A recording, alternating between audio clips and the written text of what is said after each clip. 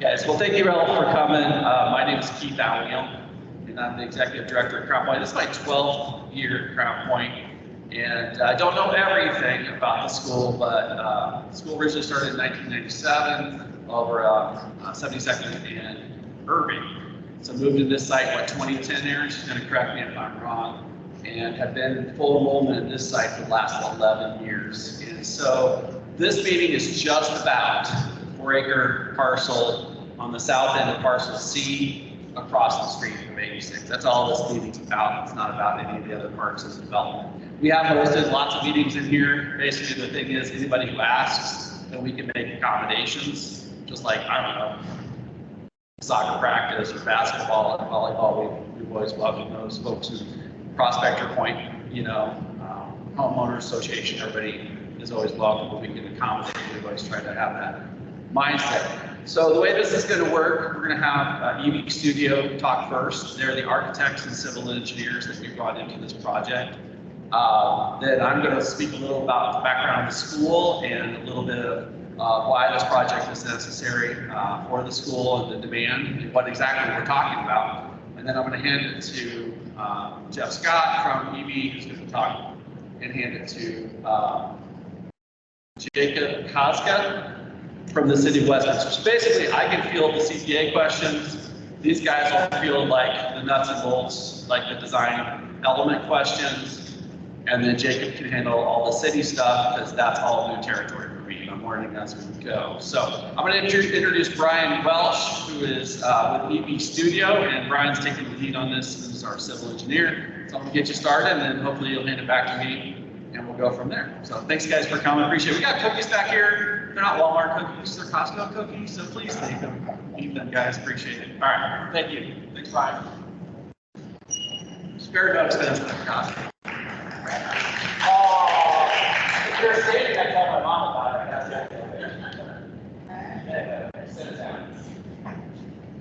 Like Keith mentioned, really what we're doing tonight is we're hosting a neighborhood meeting as part of our entire design process. Feel better?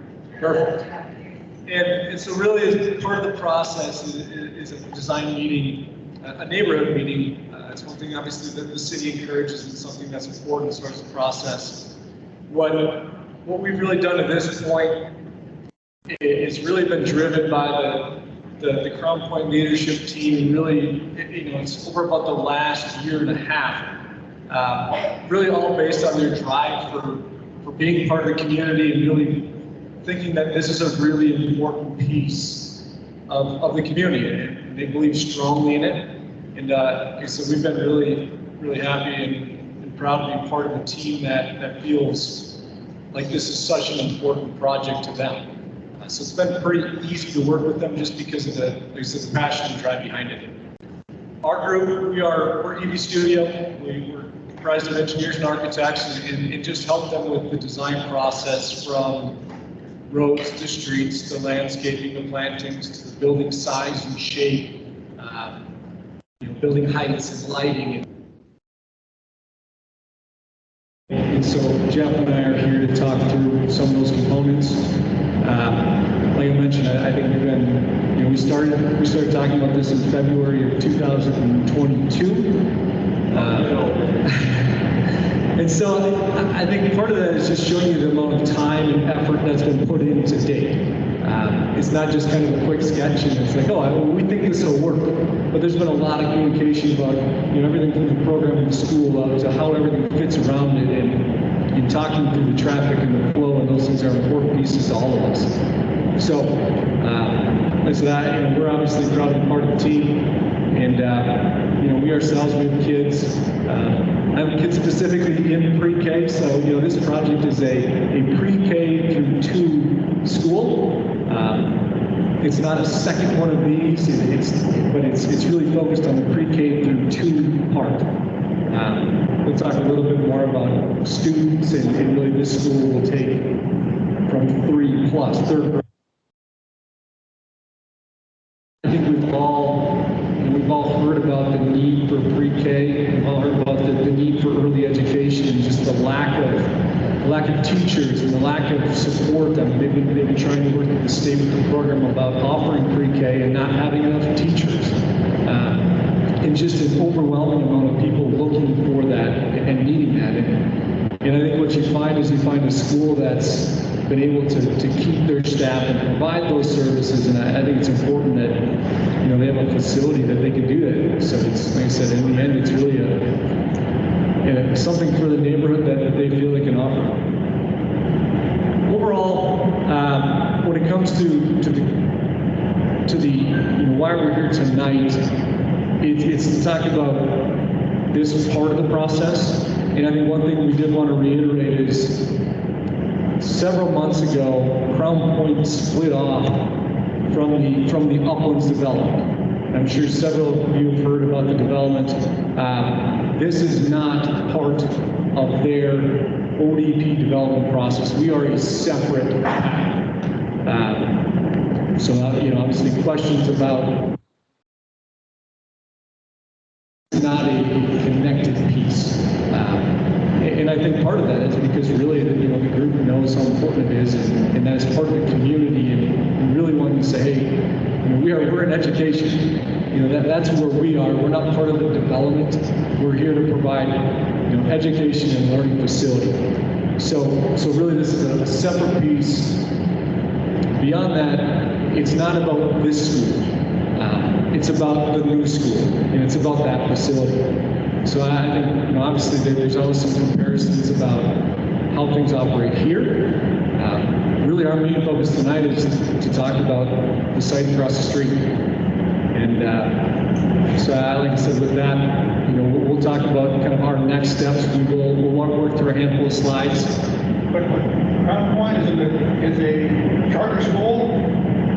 Crown Point is a public charter school. Is it, okay, so how's it funded? Is it public or is it? I can see those Crown Point. Yeah, that's exactly where we're going. So the rest of the tonight, we'll get into Crown Point as a whole and talk about just what they represent, you know, a little bit on their education model and who they are. After that, we'll talk through kind of the elevations and the layout of the school and how we've laid out parking and access points and playgrounds. We'll work through some questions just about, you know, walkways and noise and traffic. We'll wrap up with a schedule, talking about you know, everything from today through construction. And after that, we'll open it up to questions, and we'll try and field all the questions here. And then we have a couple boards in the back and a couple boards in the front. So if you don't feel comfortable asking a question in public, we're here. We'll be standing by each board, and if you have want to have a conversation or something more than just a simple raise of the hand, we'll be here afterwards to answer questions as well. So with that, I will hand it over to Keith to just talk about just their program as a whole. Yeah, so let me just kind of back up a little bit. So we're about 480 kids this year, K through 8. We are a public charter school. We were with the district for several years, but we no longer have that relationship. We are authorized by the state of Colorado. So the vast majority of our funding comes directly from the state. There's also some federal funding and a small amount of other things like fundraising to go with that. We try to keep fees very minimal, and some of the things that I think I'm most proud of, we're about 20% special education. We have full-time special education, speech language pathologists, special ed assistants. We serve kids with Down syndrome. We have kids with wheelchairs and mobility issues, vision, hearing, full service. About 30% of our kids are learning English as a second language. And we've had a really good track record academically for a very long time. Because of that, we've had a wait list. And that wait list has ranged over the years from a few hundred to several hundred kids. And I've actually been bribed, or people have attempted to bribe me, like, hey, I do construction, do you need something for me to be? I'm like, no, we work off of wait lists, that's what we do. One of the things I'm not kidding, I can say stories all day. My joke is put your application on the back of a $100 bill, but that's not real, that's a joke. We work off a wait list and we take it very seriously. One of the things I'm excited about with this expansion is we would be going to a lottery. And that means that kids would have an opportunity to come here whose parents didn't wait several years in some cases to come into the school. And like I mentioned before, we've been at full capacity for 11 of the 12 years I've been here and have no more room for more programming. One of the things I think is unique about our program is every elementary teacher has a full-time assistant. So there are 2 adults in that classroom and a maximum class size of 27. Most classes range between 24 and 26. I taught 3rd grade. I had 31 3rd graders my 2nd year. What you do is you cause teachers to quit and leave, and you guys all read those stories in the news. We had 4 new staff members this year. 1 was a new hire. 2 were assistants, and 1 was a new teacher. So throughout this building with 61 employees, we had 1 new teacher. People stay. We have 3 teachers who've been part of the program since its inception for the last 27 years. You cannot buy that kind of quality instruction. And parents come and they know what kind of teachers, what kind of assistants they're going to get. So they're willing to wait to get in, and they're willing to be part of the program. So with that, our strength is primary education, and our strength is also early childhood literacy. Because of those factors, we get a lot of requests from preschool, and we don't have room. So with this new project, we're talking about basically adding, to be going from 2 rounds, so 2 classes of 3rd grade or kindergarten to 3. Moving our primary, so adding a preschool, which is pre-K, 4-year-olds only. Kindergarten, 3 classes, 1st grade, 2nd grade, same size over there. This building becomes 3rd through 8. So 3rd, 4th, 5th, 6th, which I'm jokingly call junior high. And then 7th, 8th would be our middle school program. So that's kind of the structure of that. We're looking at about 200 and get up to number 75 kids-ish across the street. So it's a mini version of this, about 40% of the size. So when you look at the numbers, I think this building is like 48,000 square feet. You're talking 26,000 square feet for that facility. So I hope I answered your question on that. It is a public school. The only thing our parents have in common is an application. And so, like I said, we'd be moving to a lottery, which gives more people greater opportunity that live in the surrounding area that right now, if you move to Prospect or Pointe, you might have to wait 2 years to get in, and it might be moved out by then. Right now, we can't bring those kids in quickly because we don't have room for that. And the goal is for this facility to alleviate that and also expand our programming with the facility very closely, nearby. We can also share some of that staff that I talked about. So I'll be around, again, to answer those Crown Point questions. I don't know if there's anything else on the school's point of view, other than we just have the demand for more programming. And I will also add this, from my understanding, the district has decided not to build any more facilities. So, as you guys know with the Uplands, you're looking at 5,000 new residents. If we're full, Flynn's almost all full. Shaw's not that big. Parents are going to be driving past 4 or 5 schools to get to their kid's school, and that's unacceptable. That was not our decision. Our decision was to look at the options and say, is there something we can do for the school community, for the city of Westminster, for being part of this for 27 years, and add more for our programs in a close proximity. And that's what this particular project's about, and the timelines that go with it. So with that, I'll turn it over to Jeffrey Scott, who's the lead architect on this, and he will run you through some of those nuts and bolts things about the building design itself. And by the way, one of the things I just like, he drew this, I'm going to mention because I'm not an architect, but I like this. We really are trying to mirror this facility across the street in the appearance of the other schools, so they don't look totally disparate. They both look similar and visually look like a school, look like this school. So color schemes, you'll start seeing some patterns. So if you're like, didn't I just see that when I walked in?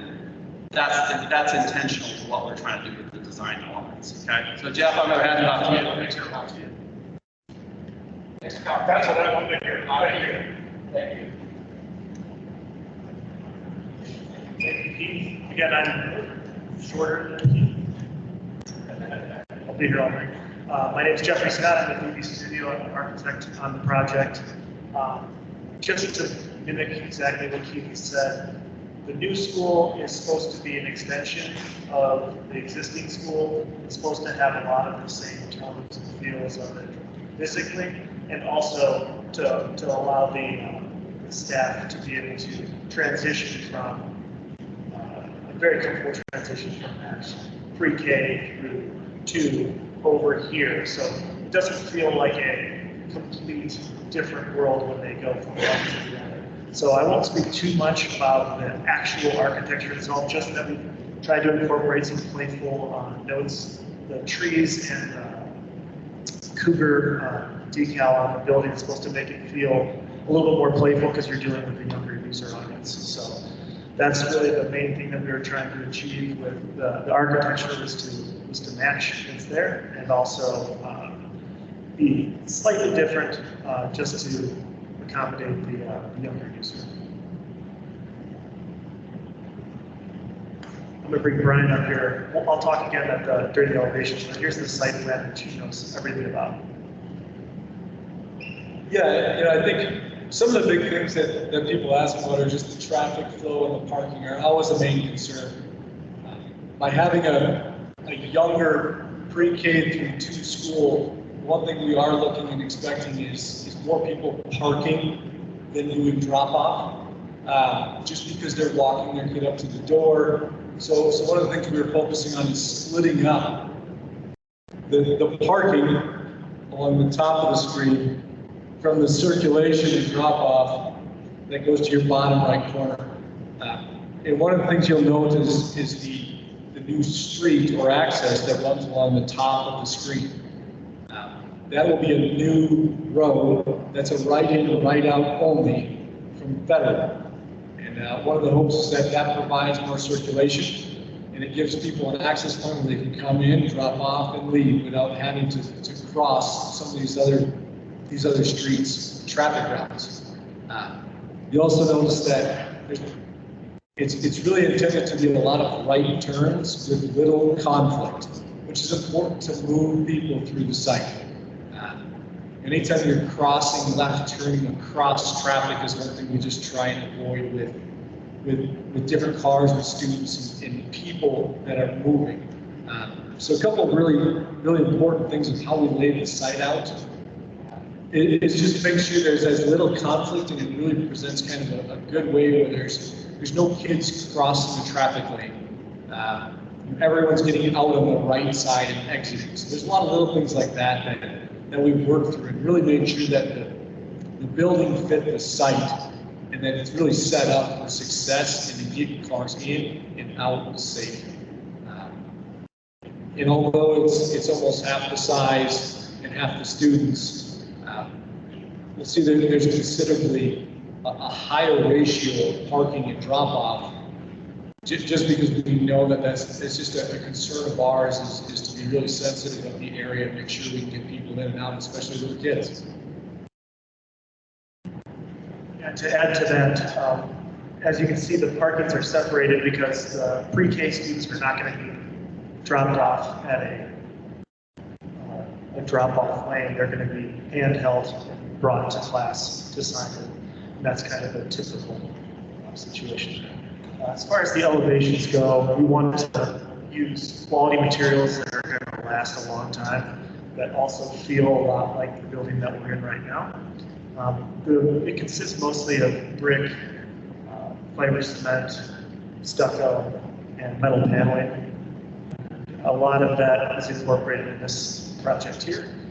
So we're trying to mimic that as much as possible while adding as much natural light and as possible while still having a safe environment for the children.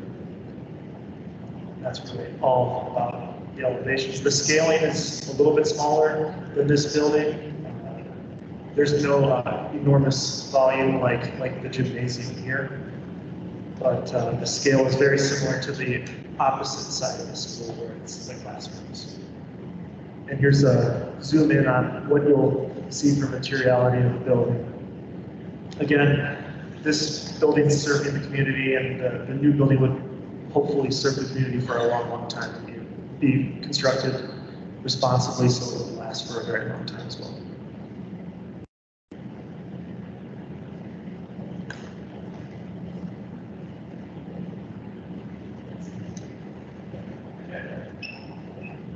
Obviously, just a couple of highlights that we know people tend to ask about. Really comes down to the school and the noise, the traffic, and then lastly, just speed limits and circulation. And we've talked about that a lot to date.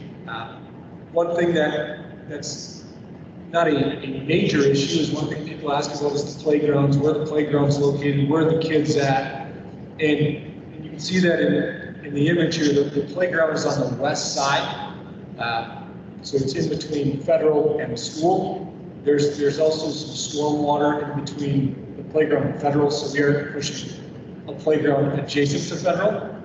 There's a fairly good buffer in between there. But from a neighborhood perspective, that playground is really on the west side, buffer between the school. So when it comes to actual playground noise, the kids playing, well, I think most of us understand that noise is natural and part of them having fun.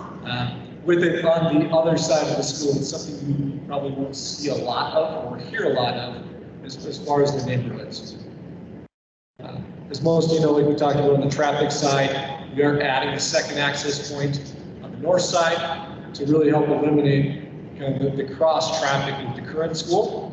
And really that's intended to help increase this flow and increase that flow of traffic. So really keeping them kind of independent, running a little bit more independent.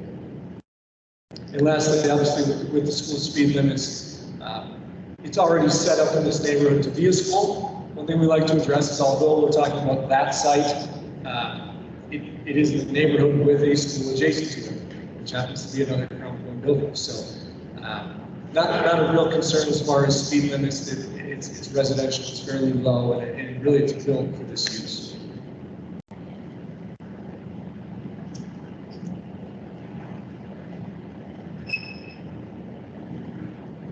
Here's just a shot of all the landscaping that comes with a new project within the city limits. There's a fair amount of requirements as far as perimeter trees and landscaping and required vegetation that we do. So you can see that, you know, it is a, you know, it's not going to look like a cornfield anymore. There's going to be a lot of trees, a lot of landscaping around it that really will help kind of support the building and give it a little bit greener, more vegetated look. It gives you a little bit more of a close-up also of that parking area to the north and that additional road.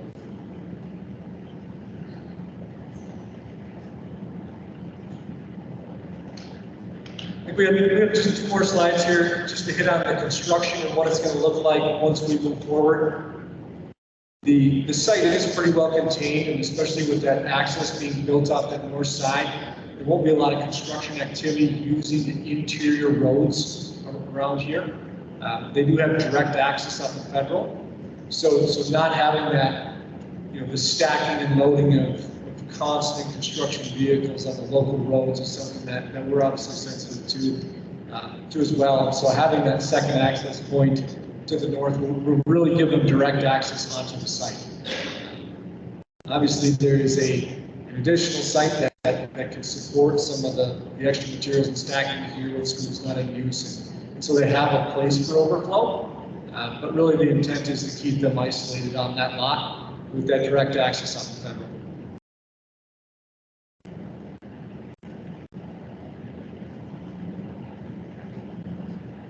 Lastly, just the overall schedule. So today, basically from today to the summer of 2026, you know, we're looking at a potential about another year as we work through the design process, really going from concept pictures to construction drawings. One thing with a school project is that it gets permitted through the state. So that's our next step once we work through the ODP process with the city, is we get into the construction document and permit process with the state.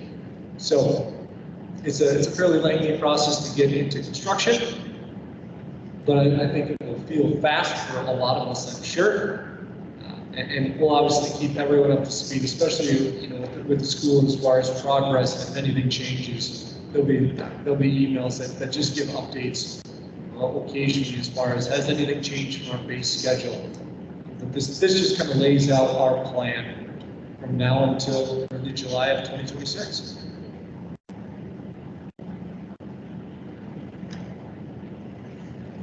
So I think we're just going to open it up to questions unless, Jacob? Yeah, we should hand it off to Jacob here, and then we'll be back up to answer questions and anything else you have to add, Keith, to it? Hi, everybody. My name is Jacob Kaza. I'm a senior planner with the City of Westminster, helping out with this case as it comes through the city review. So as this is underneath the Uplands preliminary development plan, City Council added a condition to that plan that would require any ODPs be reviewed and approved by City Council. So that's the reason why this school expansion is kind of on a separate track from normal schools, and they have to go ask City Council for approval of their plan. So far they have gone through our initial pre-application process. They have submitted their first round of ODP, and that comes with traffic study, utility study, drainage study, a bunch of other different documents that we review and look for consistency with city codes. And then after this meeting, they'll take any feedback they get from the community, work that into their plan, resubmit to the city, and we'll continue to review it. Specifically, we're looking at traffic, access locations, street improvements that are necessary, and then utility connections as well. And then lastly, our fire department is closely coordinating with them to ensure that the fire department could service this facility if ever needed. As far as the actual building, the building design and the site design itself is largely regulated by the state. The state is, under state statute, has sole authority to approve schools as far as construction goes. So the city doesn't really get too involved in that process there, but they will continue through the ODP process. Expect that if you got the meeting notice for this, you'll also get a meeting notice for the Planning Commission and the City Council meetings. Those are open and welcome, open to the public, and we do welcome you to come and provide any public comments you have at those meetings. We don't have those scheduled yet. I presume they'll probably be scheduled. Got tentative time looking for winter, probably winter of this year. But we don't have those scheduled yet, and we don't schedule those until the technical reviews are complete. I'll stick around in case there's any extra questions as well. And if you have any questions about the overall Uplands development, I'm happy to answer those. This team's not working on that. I'm kind of working on that as well. And any other questions about the development review process, happy to answer those as well. Thank you.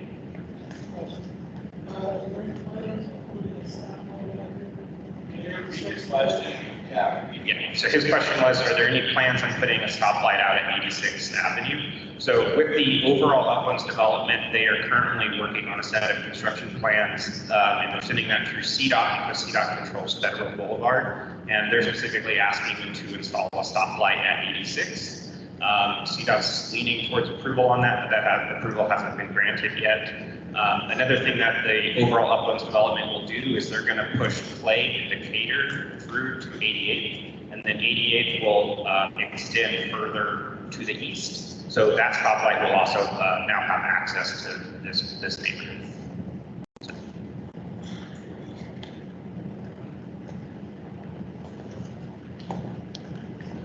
Yeah, you bet.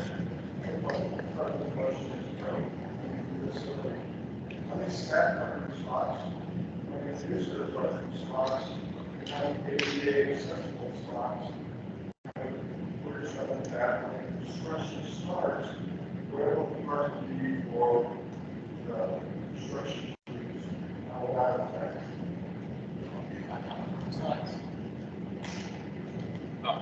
You guys want to repeat the question?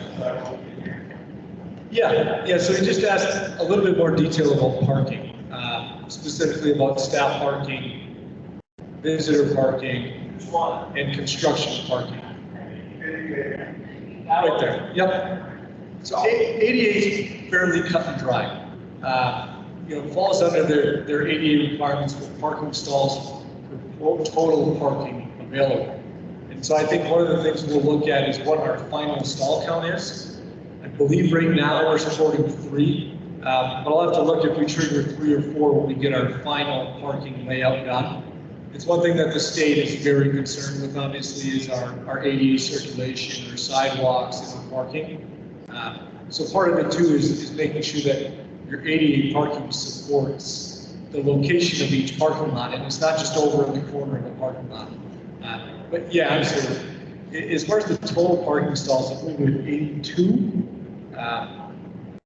So we have 82 parking stalls and another about 45 drop-off parking stalls. And then we have the circulation route through. So of those 82, forget our staff count. We went through this. It was 32. So that leaves us with almost another 50 stalls that are available. And then we do have a secondary visitor lot right up front, just for people that come in throughout the day. So it's about 50 plus as far as additional stalls beyond staff parking. One other thing we had talked about is that, in the case of the events, the one nice thing about the neighboring schools, it does leave this facility with a fair amount of overflow parking, which will help long-term here as well. They will never plan to have events at both places after hours. So being able to use facilities to support each other on the parking side was always a big key for them. Construction parking, yeah. One of the things that they do originally is start to lay out the primary parking lot, and that would serve as the construction parking area. So as far as support, it's really looking at that north access road to provide good construction access and parking, and really keep it off of the interior of the site is one thing that we're focused on. So really, construction parking along that north access road as its own piece. And that road wouldn't be fully constructed until really towards the end of this opening the school. So they wouldn't be parking on an actively used road. It really would be used as a good construction system.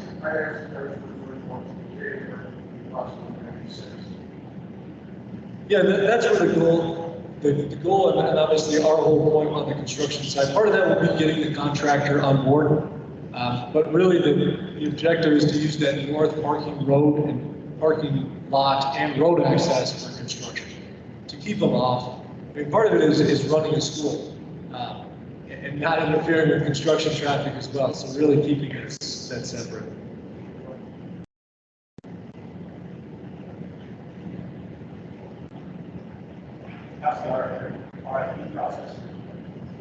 On the construction side, so it's one thing we're going to start talking about in the next probably 2 to 3 months, as far as getting a handful of different proposals from contractors.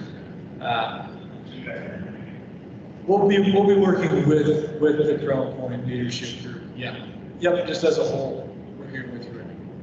So it's got a little different process compared to a public district school. It's a little different. It will go out just in a little bit different path.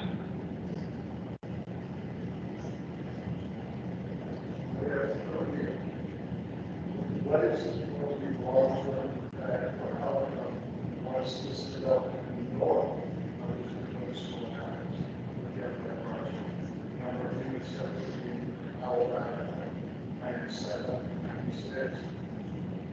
So just asking about how the overall upland development will impact our access points. And when we looked at it, one thing we don't know about is the timing, the sequence, the construction, the amount of buildings. We don't know exactly what the Uplands is going to do. And so one of our main objectives is to make sure we can function independently without their construction and additional buildings and scope. I think that was the one nice piece with our additional access point, is it gives us a little more flexibility to really be more independent. In the end, they may have traffic coming down. I think that's one thing that, really with the Uplands in their traffic report, looking at each road and really the level of service of each private road, it really will require them to show that they're not impacting the surrounding community. So I think we're ready to really have our independent area, and really they will have to kind of show that they won't impact us.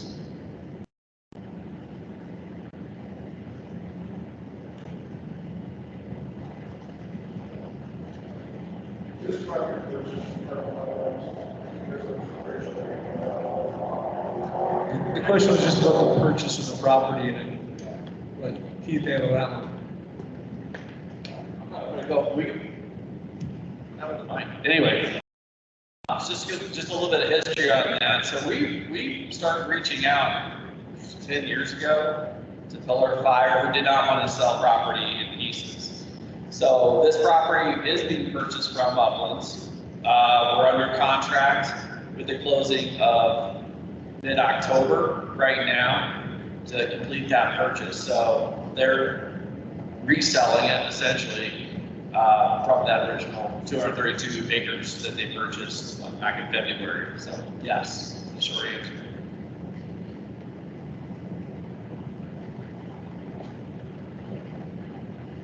If you could have noticed if there's any questions online, sir. We don't do questions online. So no questions.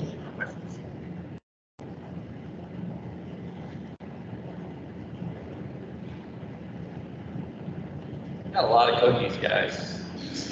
See, you can only eat so many. Take them. I just want to say, because it kind of seems like the law, I'll stick around as long as somebody wants to ask questions. I can't speak against anything other than this project. What I know as a parent of two adults, as somebody who's been in education in Colorado for the last 27 years, as somebody who started his career as a third grade teacher, I get asked all the time this question: is that a good school? And I always have the same answer. If I would put my kids in that school, I can't say it's a good school. And I don't know a lot of schools around here. I don't focus on that. But what I know is I would put my kid in any teacher's classroom in this school. And that's not true of in every school that I've worked at over those years. And so I want to make sure in a world where education isn't what it was when I started this field in 1997 in Colorado, is a quality experience for each and every kid in each and every classroom with adults who care, who are there for the right reasons. And I think education is a calling and a career, and you have to have both of those elements to be successful. And I really feel too, and I wanted to add this is kind of John, you didn't ask this question, but if I were in your shoes, I think you'd be asking this question next. We're not talking about going from our current enrollment levels in 1 year to full enrollment in the new building. Even if we could fill every seat, that's not our goal. When this building came online, it was phased in over several years. I think over 4 years. We don't want to dilute the quality of the staff we have by just hiring 50% more people off the street. That's just not going to work. The culture here, the climate here, the experience, the expectations of staff are higher than other schools. And we also have staff that are committed here. We don't have tenure, but I said we have teachers who've been here for 27 years. Every year they have to produce. And so we want to find teachers with that same entrepreneurial spirit, quality, treatment of kids, expectation, and then build over the few years to have full schools, full capacity in both buildings. And we know that's going to be a challenge in this market. We do not pay our teachers what Westminster Public Schools pays their teachers. We're $10,000 less on average, yet people come back.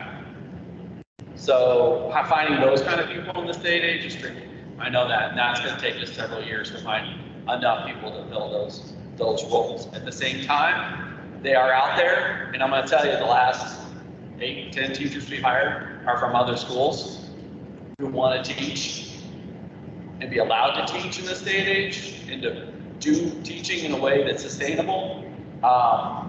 And they come here, and when they come here, they understand this is special. So I welcome anybody who's not. I got some parents here, we got some staff, we have some neighbors. You're welcome anytime to come in, sign in, do a little Raptor thing. I'll give you a tour, Aaron will give you a tour, Jason, whoever, come and see what we do. And I think you'll look back and go like, I would want my kid, my grandkid, my niece, nephew, whoever that is in your school. So I want to offer that to more kids in this community while the opportunity exists. And I only think for us, this is a once in a, at least in my career, a once in a lifetime opportunity. The fact that we are going to purchase this 4-acre parcel to me is sort of a shock that it ever got to this point, but it's an opportunity I think we can't pass up, because there's going to be a lot of kids who benefit by this experience. And I'll finish on this note, because you guys have been very patient. I'm a proud graduate of Fulton Junior High in Indianapolis, Indiana. You know how many times I went back to visit my middle school? 0. I can't keep high schoolers and college kids away from visiting their old teachers, their old classrooms, and to say hi. Even kids, I'm like, you told me you'd never step foot in this building again, and yet here we are 9 months later after you left. I think that's another testament to the fact that kids felt like they were treated well here. And I'll leave a last story. I had a kid that might have gotten in trouble a few times over the years. I ran into him at a gas station in Arvada. And I thought, like, how's this gonna go? You know, one of those meetings, you're like, uh-oh, he's bigger than me now. And he told me, he's like, you guys were so nice to me. And I was like, I don't remember it that way, but I'm gonna go with this. And he was a kid that had a rough time in middle school. And yet, here he is as a 20-year-old young adult running his own business, telling me, you know what, you guys were nice to me when I was not my nicest to you. And so I'll leave you on that note. I'll stick around. I'm sure Brian and Jeff. Thank you, Jacob, for coming. Thank you all for coming. And please take some cookies. I can't eat them all. I'm not in my 20s, 30s, or 40s anymore. So, all right. Thanks, everybody.